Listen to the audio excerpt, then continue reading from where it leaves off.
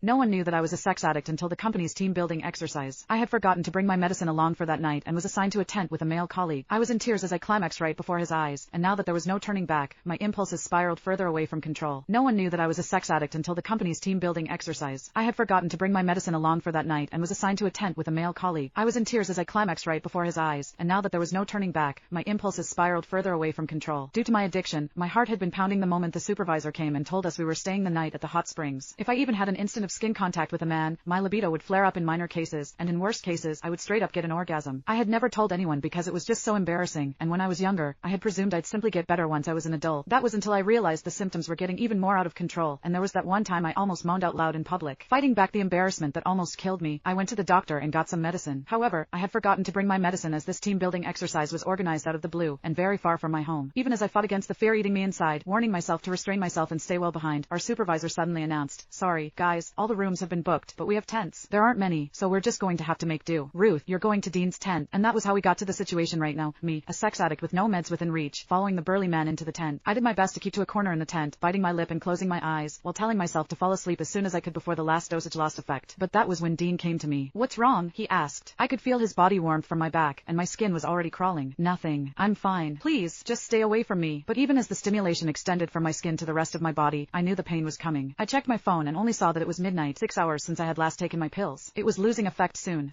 My whole body was shuddering, while there was a warm stream gushing out between my legs. I kept my head buried between my legs and did my best not to look at Dean. People would mock me for being a skank if they noticed my condition, and I couldn't bear to stay in the company at that point. Meanwhile, Miles Hendricks, the other colleague in the tent, was already snoring out loud. I kept clenching my knuckles, my own nails digging into my palm. The pain calmed me somewhat, and I told Dean, "Sorry, I'm not distancing myself. I'm just not feeling well." Never could I have expected Dean to move toward me without another word, reaching out with his large, warm palm and pressing it over my forehead. Even as he held his palm steady, I found myself staring at his chest and nothing else. I could also see that distinct collarbone and chiseled chest under his shirt. I seemed to tighten at the very next second and orgasmed amid my embarrassment, and the ensuing moan could barely be stifled. Worst of all, I was trembling even worse after I orgasmed, and Dean could clearly feel me shaking. "That's strange. Why are you so flushed? You don't even have a fever," he murmured, not giving up feeling my forehead and cheeks just then. I trembled even more and turned my face away, but it was the back of the tent right behind me. Having nowhere else to go, I clenched my jaw so I wouldn't moan again, even as I decided I couldn't stay in the sealed room when all I could smell was Dean. He wasn't a smoker, so his faint soapy and hormonal scent was especially recognizable. I could feel all the pores around my opening, as the orgasm left me painfully sensitive to everything. In the heat of the moment, I pushed Dean away and sent him stumbling backward while I scrambled to crawl out of my tent, not caring that my skirt was short, exposing my wet panties right in front of his eyes. He promptly turned away to stop himself from staring, but he was no brat either. Seemingly struck with a thought, he followed me, even as I lost control over my body. The fire in my loins was ablaze, and I had never felt libido this violent. All I could think about was Dean's collarbone under his white shirt, his Adam's apple, his healthy hued skin, and even his warm palm.